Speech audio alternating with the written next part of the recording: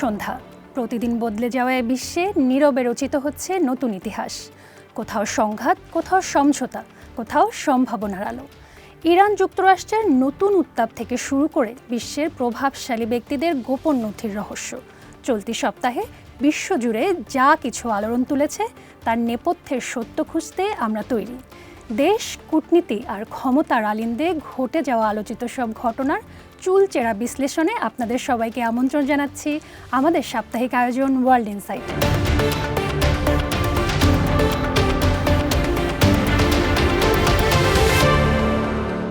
শুরু করছি পারস্য উপসাগরের তপ্ত হাওয়া দিয়ে। ইরানের বিরুদ্ধে আবারও কঠোর হুঙ্কার দিয়েছেন যুক্তরাষ্ট্রের প্রেসিডেন্ট ডোনাল্ড ট্রাম্প। তিনি সতর্ক করে বলেছেন, ওয়াশিংটনের সঙ্গে সমঝোতায় পৌঁছাতে তেহরানের হাতে 10 থেকে 15 দিন সময় আছে। এই সময়ের মধ্যে কোনো চুক্তিতে না পৌঁছালে ইরানের সীমিত পরিসরে সামরিক হামলা চালানো হতে পারে। এদিকে পাল্টা হুমকিতে ইরান জানিয়েছে তারা যুদ্ধ চায় না, তবে ইরানের উপর হামলা হলে উপযুক্ত জবাব দেয়া হবে।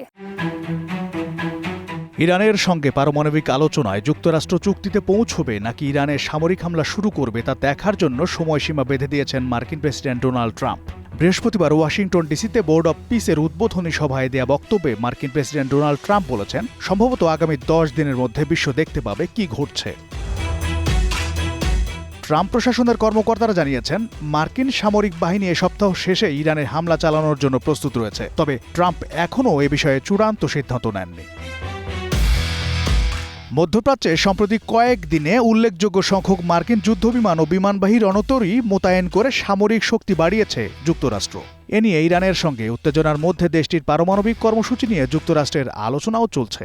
ইরানকে একটি চুক্তি করার জন্য চাপ দিচ্ছে ট্রাম্প প্রশাসন।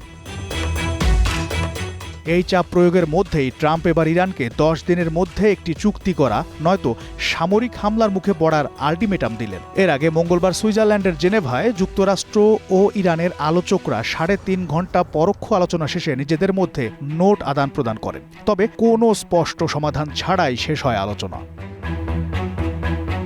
ইরানের শীর্ষ আলোচক বলেন, উভয় পক্ষ একটি নির্দেশিকা নীতিমালায় একমত হয়েছে, তবে এক মার্কিন কর্মকর্তা বলেন, এখনও অনেক বিষয় নিয়ে বিস্তারিত আলোচনা বাকি। ওদিকে ট্রাম্প বলেছেন, বছরের পর বছর ধরে এটিই প্রমাণিত হয়েছে যে ইরানের সঙ্গে অর্থবহ চুক্তি করা সহজ নয়। তারা চুক্তি না করতে পারলে খারাপ জিনিস ঘটবে। এমন অবস্থায় পাল্টা হুমকি দিয়েছে ইরান। জাতিসংঘকে দেয়া এক চিঠিতে ইরান সরকার জানিয়েছে, যুক্তরাষ্ট্র হামলা করলে মধ্যপ্রাচ্যে দেশটির সব ঘাঁটি এবং অবকাঠামো লক্ষ্য করে পাল্টা হামলা হবে, আর এর সব দায় নিতে হবে যুক্তরাষ্ট্রকে। এদিকে মার্কিন সংবাদ মাধ্যম ওয়াল স্ট্রিট জার্নাল এক প্রতিবেদনে জানিয়েছে, যুক্তরাষ্ট্র ইরানে প্রথমে সীমিত হামলা চালাবে। এতে লক্ষ্য করা হতে পারে সরকারি ভবন ও নিরাপত্তা বাহিনীর অবকাঠামোকে। এর মাধ্যমে ইরানকে পরমাণু চুক্তি করতে চাপে ফেলা হবে। এরপরও যদি ইরান তাদের শর্ত অনুযায়ী চুক্তি না করে তাহলে ব্যাপক আকারে হামলা হবে, আর এই হামলার লক্ষ্য হবে আয়াতুল্লাহ খামেনি সরকারের পতন ঘটানো। কেবল কথার লড়াই নয়, রণপ্রস্তুতি এখন তুঙ্গে। অত্যাধুনিক যুদ্ধবিমান, বিমানবাহী রণতরী ও ক্ষেপণাস্ত্রবাহী জাহাজ মোতায়েনের মাধ্যমে মধ্যপ্রাচ্যে নজিরবিহীন সামরিক প্রস্তুতি নিচ্ছে যুক্তরাষ্ট্র। এদিকে ইরানের সর্বোচ্চ নেতা আয়াতুল্লাহ আলী খামেনি হুঁশিয়ারি দিয়ে বলেছেন, যুক্তরাষ্ট্রের যুদ্ধ জাহাজ ডুবিয়ে দেওয়ার ক্ষমতা রয়েছে ইরানের। অন্যদিকে সম্ভাব্য যুদ্ধের আশঙ্কায় সর্বোচ্চ সতর্কতায় রয়েছে ইসরায়েলও। অত্যাধুনিক F-22 ও F-35 যুদ্ধবিমান, বিমানবাহী রণতরী ও ক্ষেপণাস্ত্রবাহী জাহাজ মোতায়েনের মধ্য দিয়ে ইরানের বিরুদ্ধে সম্ভাব্য অভিযানের প্রস্তুতি সম্পন্ন করেছে ওয়াশিংটন। এখন প্রেসিডেন্ট ডোনাল্ড ট্রাম্পের চূড়ান্ত সিদ্ধান্তের অপেক্ষা। প্রভাবশালী মার্কিন সংবাদ মাধ্যম দ্য ওয়াল স্ট্রিট জার্নালের এক প্রতিবেদনে বলা হয়েছে, 2003 সালে ইরাক আক্রমণের পর মধ্যপ্রাচ্যে এটাই যুক্তরাষ্ট্রের সবচেয়ে বড় বিমান শক্তি সমাবেশ। F-35 ও F-22 র্যাপটর সহ আধুনিক যুদ্ধবিমান এবং সহায়ক বিমান ব্যাপক সংখ্যায় অঞ্চলটিতে পাঠানো হয়েছে। এছাড়া আরও একটি বিমানবাহী রণতরী এই অঞ্চলের পথে রয়েছে। এই রণতরীতে ফাইটার ও ইলেকট্রনিক যুদ্ধবিমান রয়েছে। হামলা হলে বৃহৎ আকাশ অভিযানের সমন্বয়ের জন্য প্রয়োজনীয় কমান্ড ও কন্ট্রোল বিমানও মোতায়েন হচ্ছে। হামলা করলে কি শুধু ক্ষতিগ্রস্ত পারমাণবিক কর্মসূচি ও ক্ষেপণাস্ত্র সক্ষমতা ধ্বংস করাই লক্ষ্য হবে, নাকি শাসন ব্যবস্থাকেও টার্গেট করা হবে তা এখনও নিশ্চিত নয়।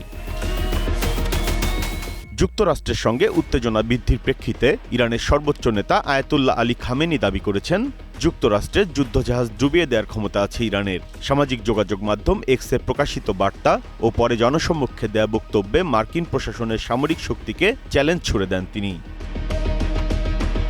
খামেনি বলেন, মার্কিন প্রেসিডেন্ট দাবি করেন যে তাদেরই বিশ্বের সবচেয়ে শক্তিশালী সামরিক বাহিনী রয়েছে, কিন্তু বিশ্বের সবচেয়ে শক্তিশালী সামরিক শক্তিকেও এমনভাবে আঘাত করা হতে পারে যে তারা আর উঠে দাঁড়াতে পারবে না। মার্কিন যুদ্ধজাহাজের চেয়েও বিপজ্জনক হলো এমন অস্ত্র যা সেই জাহাজকে সাগরের তলদেশে পাঠাতে পারে। এদিকে সম্ভাব্য যুদ্ধের আশঙ্কায় সর্বোচ্চ সতর্কতায় রয়েছে ইসরায়েলও। দেশটির প্রধানমন্ত্রী বেঞ্জামিন নেতানিয়াহু স্বরাষ্ট্র প্রতিরক্ষা কমান্ড সহ বিভিন্ন উদ্ধার ও নিরাপত্তা সংস্থাকে সম্ভাব্য যুদ্ধের জন্য প্রস্তুত থাকার নির্দেশ দিয়েছেন। সাবেক ইসরায়েলি সামরিক গোয়েন্দা প্রধান আমোস ইয়াদলিন বলেন, ইসরায়েল এখন হামলার আরও কাছাকাছি অবস্থানে রয়েছে। ইসরায়েলি সূত্রগুলো বলছে, যুক্তরাষ্ট্র বড় আকারের হামলা চালালে তেল আবিব সরাসরি অংশ না নিলেও ইরানের পক্ষ থেকে দূরপাল্লার ক্ষেপণাস্ত্র দিয়ে ইসরায়েলে পাল্টা আঘাতের সম্ভাবনা অত্যন্ত বেশি। উত্তপ্ত ভূ রাজনীতির আরও খবর জানাবো, তবে তার আগে নিচ্ছি ছোট্ট একটি বিরতি। ফিরছি কিছুক্ষণ পরেই, সে পর্যন্ত গ্রিন টিভির সঙ্গেই থাকুন।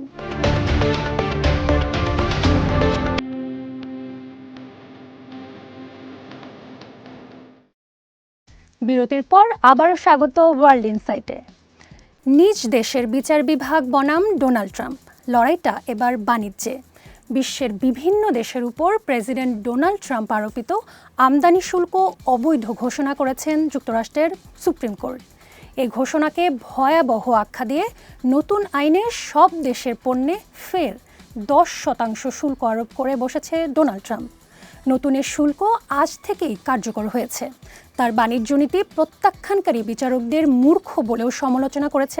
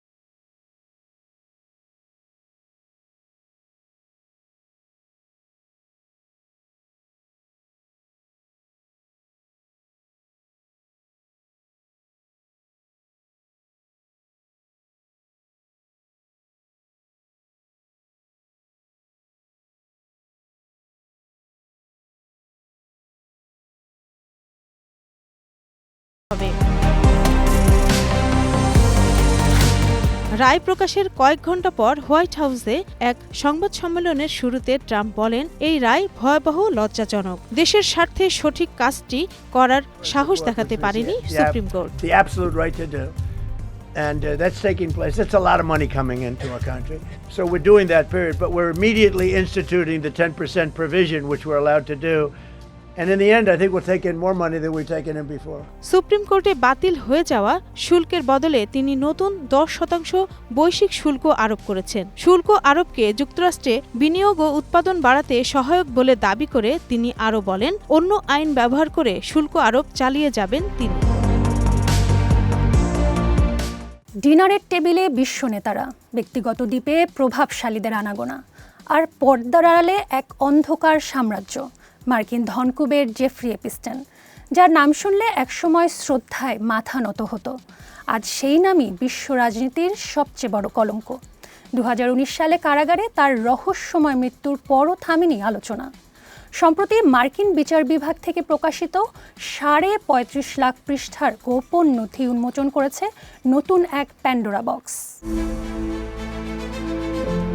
এপস্টিন কেলেঙ্কারির নতুন কেন্দ্রবিন্দু এখন নিউ মেক্সিকোর বিশাল জোড়ো খামার। ১৯৯৩ সালে কেনা ২৬,০০০ বর্গফুটের এই খামারে চলত এপস্টিনের বিতর্কিত কর্মকাণ্ড। দীর্ঘ বিরতির পর নিউ মেক্সিকোর অ্যাটর্নি জেনারেল রাউল টোরেজ ঘোষণা করেছেন, এই খামার নিয়ে পুরনো তদন্ত নতুন করে শুরু হচ্ছে।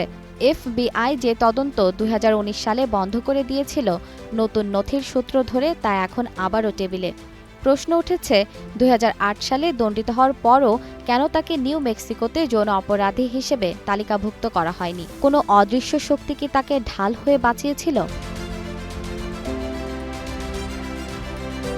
কিন্তু এপস্টিনের প্রভাবের সীমানা শুধু ব্যক্তিগত খামারে সীমাবদ্ধ ছিল না।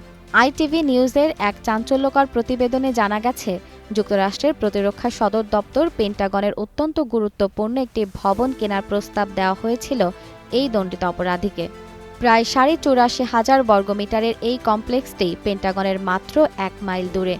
শুধু তাই নয়, FBI-এর ফিল্ড অফিস এবং আদালত ভবন কেনারও প্রস্তাব পেয়েছিলেন তিনি। এই তথ্য সামনে আসার পর খোদ মার্কিন জাতীয় নিরাপত্তা ব্যবস্থা এখন বড় ধরনের প্রশ্নের মুখে। তবে সবচেয়ে বড় বিস্ফোরণটি ঘটেছে এপস্টিনের গোয়েন্দা সংযোগ নিয়ে। FBI-এর এক তথ্যদাতার মেমোতে দাবি করা হয়েছে, এপস্টিন আসলে ছিলেন ইসরায়েলি গোয়েন্দা সংস্থা মোসাদের একজন এজেন্ট। ইসরায়েলের সাবেক প্রধানমন্ত্রী এহুদ বারাকের সাথে তার গভীর সখ্যতা এবং ২০১৩ থেকে ২০১৭ সালের মধ্যে অন্তত ৩০ বার তাদের সাক্ষাতের প্রমাণ মিলেছে নথিতে। প্রশ্ন উঠছে, এই প্রভাবশালী বন্ধুত্বের আড়ালেই কি এপস্টিন তার অপরাধের সাম্রাজ্য রক্ষা করতেন? এপস্টিন ঝড়ের ঝাপটা থেকে বাদ যায়নি ব্রিটিশ পরিবারও। রাজা তৃতীয় চার্লসের ভাই প্রিন্স অ্যান্ড্রুকে সম্প্রতি আটক করে জিজ্ঞাসাবাদ করেছে টেমস ভ্যালি পুলিশ। অভিযোগ অত্যন্ত গুরুতর। সরকারি বাণিজ্য দূত হিসেবে কাজ করার সময় অত্যন্ত সংবেদনশীল ও গোপন নথি এপস্টিনের কাছে পাচার করেছিলেন তিনি। ৬৬তম জন্মদিনে তাকে দিনভর জেরার পর তদন্তাধীন অবস্থায় ছেড়ে দেওয়া হয়। রাজপরিবারের ইতিহাসে যা এক নজিরবিহীন কলঙ্কজনক অধ্যায়। জেফ্রি এপস্টিন আজ নেই, কিন্তু তার রেখে যাওয়া ৩৫.৫ লাখ নথি এখন বিশ্বজুড়ে প্রভাবশালীদের রাতের ঘুম কেড়ে নিয়েছে। রাজনীতি, প্রতিরক্ষা আর রাজকীয় আভিজাত্য সবই যেন আজ এপস্টিন নামের এক গোলক ধাঁধায় বন্দী। পরিবর্তনশীল পৃথিবীতে এই রহস্যের জট কতদূর পৌঁছাবে তা বলে দেবে সময়। এবার নজর দিচ্ছি পূর্ব এশিয়ায়। বিদ্রোহের পরিকল্পনা ও ক্ষমতার অপব্যবহারের দায়ে সাউথ কোরিয়ার সাবেক প্রেসিডেন্ট ইউন সুক ইয়লকে যাবজ্জীবন কারাদণ্ড দেওয়া হয়েছে। স্থানীয় সময় বৃহস্পতিবার সিউল সেন্ট্রাল ডিস্ট্রিক্ট কোর্ট এর রায় ঘোষণা করেন। এদিকে রায়ের প্রতিক্রিয়ায় আন্তর্জাতিক মানবাধিকার সংগঠন অ্যামনেস্টি ইন্টারন্যাশনাল বলেছে, এই রায় প্রমাণ করেছে সাউথ কোরিয়ায় প্রভাবশালী ব্যক্তিরাও আইনের ঊর্ধ্বে নয়। দেশের জনপ্রিয় নেতা থেকে ঘৃণিত অপরাধী ১৪ মাসের মধ্যে এভাবেই নিজের ভাগ্য বদলে যেতে দেখেছেন সাউথ কোরিয়ার সাবেক প্রেসিডেন্ট ইউন সুক ইয়ল। দেশদ্রোহের অপরাধে তাকে যাবজ্জীবন কারাদণ্ড দিয়েছেন আদালত। ২০২৪ সালের ডিসেম্বরের টিভিতে প্রচারিত ভাষণে হঠাৎ করেই সাউথ কোরিয়ায় সামরিক আইন চালুর ঘোষণা দেন তৎকালীন প্রেসিডেন্ট ইউন। জানান, রাষ্ট্রবিরোধী শক্তিদের দমন করতে এই উদ্যোগ নিয়েছেন তিনি। তবে তার এই ঘোষণা ভালো চোখে দেখেননি দেশের মানুষ। পার্লামেন্টের আইন প্রণেতারা ভোটের মাধ্যমে সে রাতেই ইউএনের পাগলাটে সিদ্ধান্ত বদলে দেন। পরবর্তীতে ৬৫ বছর বয়সী রক্ষণশীল নেতাকে অভিশংসন ও গ্রেপ্তার করা হয়। তার বিরুদ্ধে দেশদ্রোহ, আইনি প্রক্রিয়ায় বাধা দেয়া সহ বেশ কয়েকটি অভিযোগ আনা হয়। জানুয়ারিতে শুনানি চলাকালীন ইউনকে মৃত্যুদণ্ড দেয়ার দাবি আহ্বান জানিয়েছিলেন কৌশলীরা। তবে দেশটিতে অনানুষ্ঠানিক মৃত্যুদণ্ড বিরোধী নীতির প্রচলন থাকায় সে দাবি মানা হয়নি। তবে নিজের বিরুদ্ধে আনা অভিযোগগুলো বরাবরই অস্বীকার করে এসেছেন ইউন। তার দাবি, স্বাধীনতার সুরক্ষা ও বিরোধী পক্ষের নেতৃত্বে পরিচালিত আইনি একনায়কতন্ত্র থেকে দেশকে বাঁচাতেই তিনি সামরিক শাসন জারি করেছিলেন। বৃহস্পতিবার রায় ঘোষণার সময় ইউনের হাজারো সমর্থক আদালতের বাইরে অবস্থান নেন। পরিস্থিতি নিয়ন্ত্রণে রাখতে আদালতের বাইরে বিপুল পরিমাণ রায়ট পুলিশ মোতায়েন করা হয়।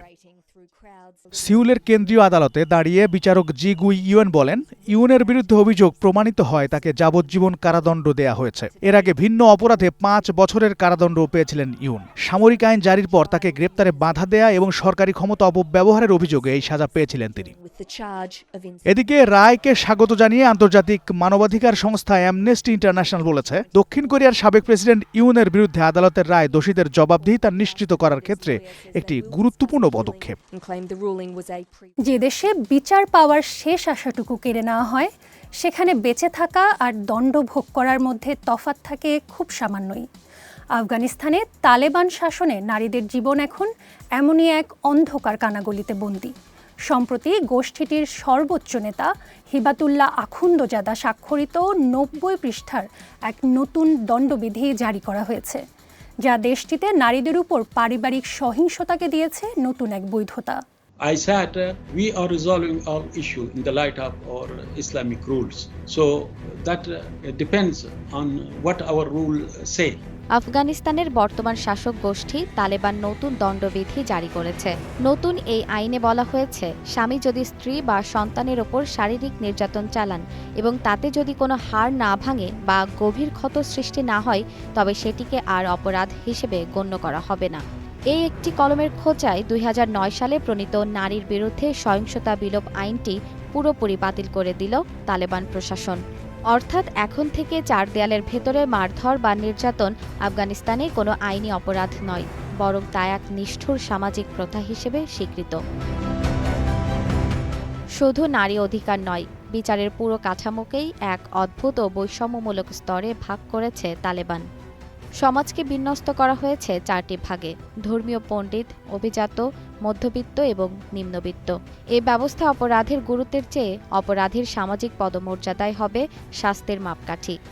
একজন সাধারণ মানুষ যে অপরাধে কঠোর শাস্তি পাবেন, একজন উচ্চপদস্থ ধর্মীয় নেতা বা অভিজাত ব্যক্তি একই অপরাধে কেবল মৌখিক উপদেশ পেয়েই পার পেয়ে যেতে পারেন। এই বিচারহীনতার সংস্কৃতিতে নারীদের জন্য আদালত এখন এক বিভীষিকার নাম। কোনো নারী যদি নির্যাতনের বিচার চাইতে আসেন, তবে তাকে প্রমাণ করতে হবে যে তার হাড় ভেঙেছে। আদালতে সাক্ষ্য দেওয়ার সময় তাকে থাকতে হবে সম্পূর্ণ আবৃত, আর সাথে থাকতে হবে সেই স্বামী বা পুরুষ অভিভাবক যার বিরুদ্ধেই হয়তো তার অভিযোগ। অন্যদিকে স্বামীর অনুমতি ছাড়া আত্মীয়ের বাড়িতে গেলেও জোটে ৩ মাসের কারাদণ্ড। মানবাধিকার সংস্থাগুলো এই আইনকে মধ্যযুগীয় বর্বরতা বলে অভিহিত করেছে। নির্বাসিত আফগান সংস্থা রাওয়াদারি এবং জাতিসংঘের বিশেষ প্রতিনিধি রিম আল সালেম এই পরিস্থিতিকে নারী ও কন্যা শিশুদের জন্য অত্যন্ত ভয়াবহ হিসেবে উল্লেখ করেছেন। আন্তর্জাতিক সম্প্রদায়ের কাছে কার্যকর পদক্ষেপের আহ্বান জানানো হলেও কাবুলের দেয়ালে সেই প্রতিধ্বনি পৌঁছানোর পথ এখন প্রায় রুদ্ধ। আফগানিস্তানে এখন এই আইনের বিরুদ্ধে কথা বলাও এক দণ্ডনীয় অপরাধ। প্রাণের ভয়ে সাধারণ মানুষ আজ নিশ্চুপ। যেখানে হাড় না ভাঙলে রক্তপাতকে অপরাধ ধরা হয় না, সেই জনপদে ন্যায় বিচার আজ এক অলীক স্বপ্ন।